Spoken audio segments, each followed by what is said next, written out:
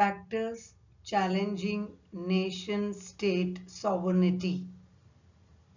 Traditionally, nation-state sovereignty means the supreme legal authority of a nation's government over its territory, citizens, and internal affairs.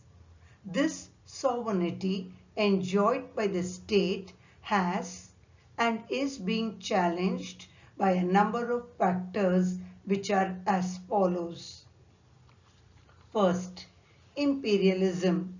In the 18th and 19th centuries, Britain, France, Spain, Portugal, and many others set up colonies in Africa, Asia, and America for trade and industry. These imperialist powers exploited the natural and human resources to consolidate their economies, thus encroaching upon their sovereignty.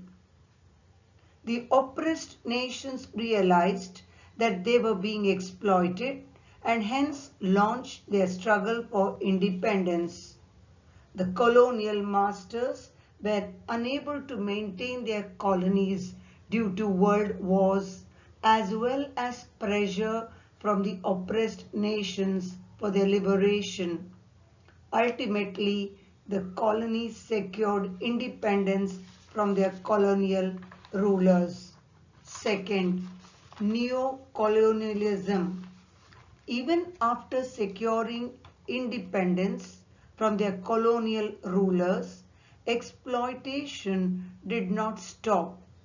Instead, a new form of exploitation, that is neo-colonialism, came into existence, where the colonial power did not maintain political domination of a foreign state but continued its economic exploitation by using it as a source of cheap labor, resource, and a market for their industrial products. Due to lack of capital and technology, the developing countries were forced to use their resources in labor-intensive industries with a low margin of profit. The newly independent countries were unable to find solutions to their problems of poverty, unemployment, technological backwardness, and exploitation. These countries were used as dumping yards for the electronic or toxic waste and establishing plants like Union Carbide by taking advantage of lack of environmental laws. This exploitation was a threat to the sovereignty of developing and underdeveloped countries. Third, power blocks. After the Second World War, the world was divided into power blocks, one led by USA and the other led by former USSR.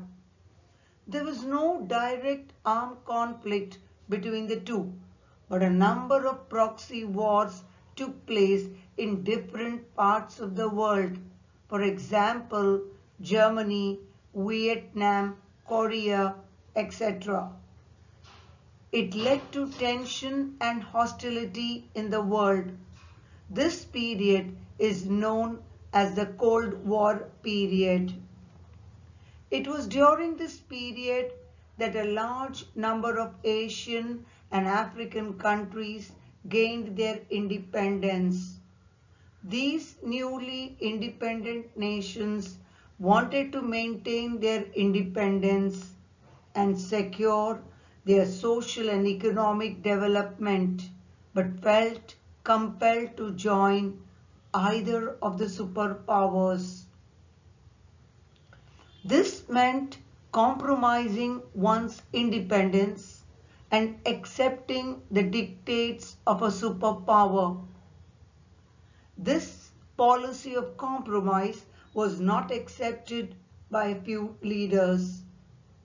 These leaders came together and adopted the policy of non-alignment. This policy was looked upon with suspicion, criticism, and threats. The dominance of power blocs came to an end with the collapse of the communist regime in 1991.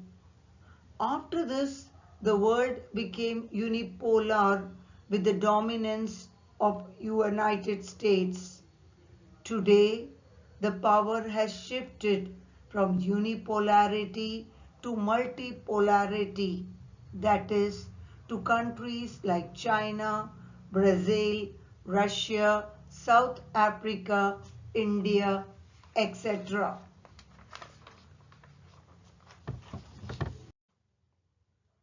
Fourth, globalization. After the Second World War, the superpowers maintained dominance through military power. The breakdown of traditional barriers, the free flow of capital, the technological development, and effective communication network paved the way for globalization since 1991. Globalization refers to a process of removing government-imposed restrictions on movements between countries in order to create open, borderless world economy. The process of globalization was initiated by G8 nations to protect their economic interests.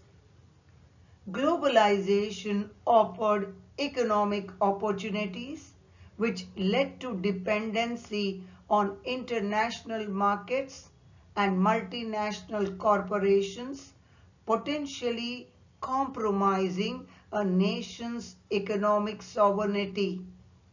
The agreements between nations undermines a nation's ability to make autonomous political decisions, raising concerns about the erosion of political sovereignty.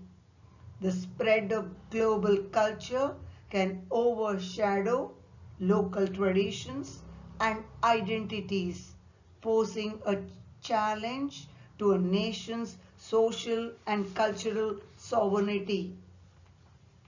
Let us take an example. MNCs like Nike creates thousands of jobs for low-skilled employees in countries like Vietnam and Indonesia. Microsoft employs thousands of software engineers in India.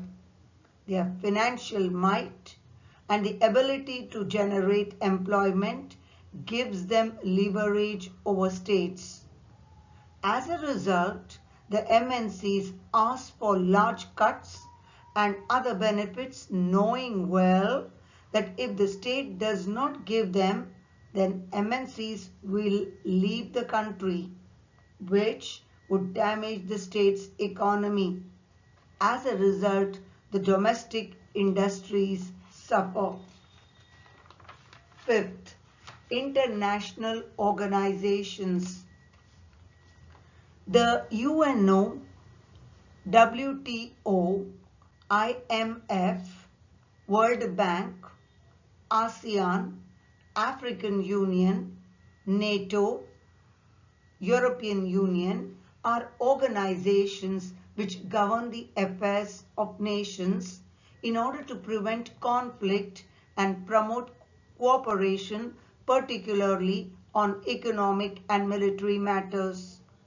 These organizations challenge state sovereignty by limiting economic or political actions of member states and their people.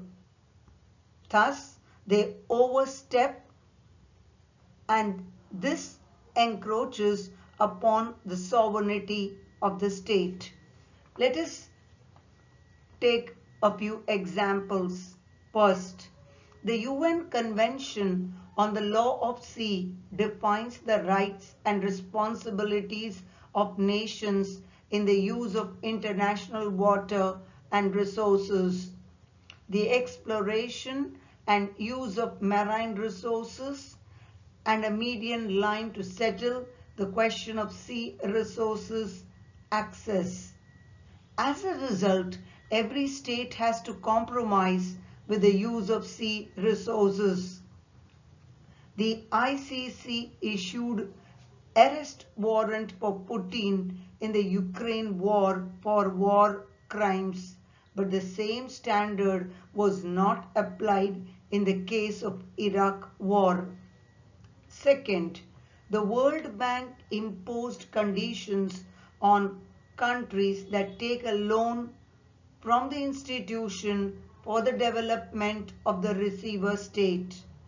These conditions range from liberalization, privatization, and deregulation of the receiver states, which results in open markets that attract international capital, enabling the takeover of public sector assets at extremely low price. Sixth, European Union. It stands for peace and prosperity through economic growth and cooperation and good governance, which ensures fighting hunger, preserving natural resources, preventing crime, and regulating asylum and immigration. For example, the European Union forced countries to allow immigrants during the Russia-Ukraine conflict, even if some countries were not willing to take immigrants in. This erodes a state's right to control their own borders and population. Seventh, non-governmental organization. NGOs provide services and aid to people, and as a result, it seems like the state itself is not doing enough for the people. They provide schemes, create awareness, and mobilize opinions among people to enable them to pursue their fight for their rights and apply pressure on the government. For example, Array Forest Movement. The perception of NGOs in public is positive. Thus, the financial strength, technical expertise, and reputation gives them power to challenge state authority and sovereignty.